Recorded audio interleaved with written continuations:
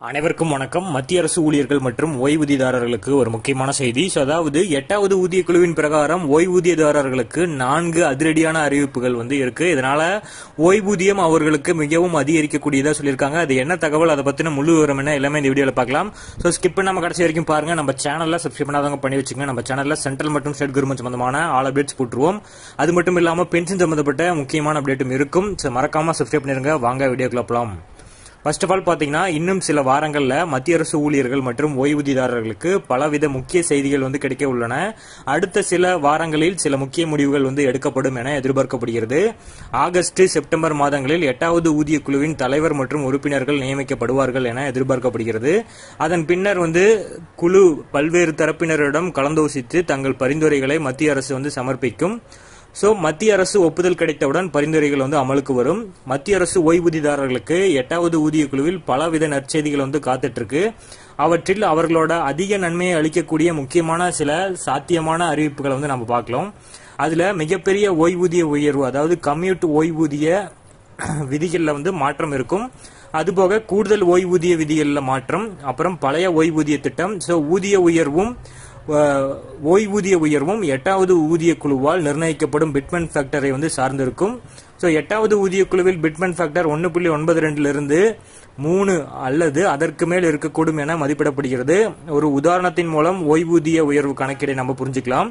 அதாவது பல்வேறு பிட்மெண்ட் ஃபேக்டர்களின் அடிப்படை ஊதியமாக 30,000 பெறும் ஓய்வூதியதாரரின் ஓய்வூதியம் எவ்வளவு அதிகரிக்கும் என்பதை பார்க்கலாம். அவருக்கு 1.92 பிட்மெண்ட் ஃபேக்டரா இருந்துச்சுன்னா 57,600 ரூபாயும், 2.8 பிட்மெண்ட் ஃபேக்டரா இருந்துச்சுன்னா 62,400 ரூபாயும், 2.28 பிட்மெண்ட் ஃபேக்டரா இருந்துச்சுன்னா 68,400 ரூபாயும், 2.57 பிட்மெண்ட் ஃபேக்டரா இருந்தா 77,100 ரூபாயும், 3 பிட்மெண்ட் ஃபேக்டர் உயர்ந்துச்சுன்னா 90,000 ரூபாயும் இருக்கும். மத்திய அரசு ஊழியர்கள் ஓய்வு பெறும்போது தங்கள் ஓய்வூதியத்தில் ஒரு பகுதியை மொத்தமாக பெற்றுக்கொள்ளும் வசதி அவர்களுக்கு அளிக்கப்படுகின்றது. இது கம்யூட்டேஷன் ஆஃப் பென்ஷன் என அழைக்கப்படுகிறது. இந்த ஓய்வூதிய மாற்றத்தை தேர்வு செய்தால் அதற்கு பதிலாக எடுக்கப்பட்ட தொகையை மாதம் ஓய்வூதியத்திலிருந்து சிறிது சிறிதாக கழிக்கப்படும். அரசு இது 15 வருட காலத்தில் அந்த தொகையை மீட்டெடுக்கும். அதன் பிறகு ஊழியர்கள் முழு ஓய்வூதியத்தை பெற தொடங்குகிறார்கள். இந்த கம்யூட் பென்ஷன் மீட்பு காலத்தை 12 ஆண்டுகளாக குறைக்க வேண்டும் என நீண்ட நாட்களாக கோரிக்கை உள்ளது. இந்த முறை இதற்கு ஒப்புதல் கிடைக்கலாம் என நம்பப்படுகிறது. ஓய்வூதியதாரர்கள் கூடுதல் ஓய்வூதியம் பெறுவதற்கான தற்போதைய வயது வரம்பினை குறைக்க வேண்டும் என்று நீண்ட நாட்களாக கோரிக்கை உள்ளது. கூடுதல் ஓய்வூதியத்திற்கான குறைஞ்சபட்ச வயதும் தற்போது 80ஆக உள்ளது. இதை 65ஆக குறைக்க கோரியுள்ளது. அதாவது 65 வயதில் 5% கூடுதல் ஓய்வூதியமும், 70 வயதில் 10% கூடுதல் ஓய்வூதியமும், 75 வயதில் 15% கூடுதல் ஓய்வூதியமும், 80 வயதில் 20% கூடுதல் ஓய்வூதியமும் வழங்கப்படும் என ஊழியர்கள் அமைப்புகள் கோரி வருகின்றனர். தற்போது 80 வயதில் 20% கூடுதல் ஓய்வூதியமும், 85 வயதில் 30% கூடுதல் ஓய்வூதியமும், 90 வயதில் 40% கூடுதல் ஓய்வூதியமும், 95 வயதில் 50% ஓய்வூதியமும், 100 வயதில் 100% கூடுதல் ஓய்வூதியமும் வழங்க அரசு ஒப்புதல் அளித்துள்ளது.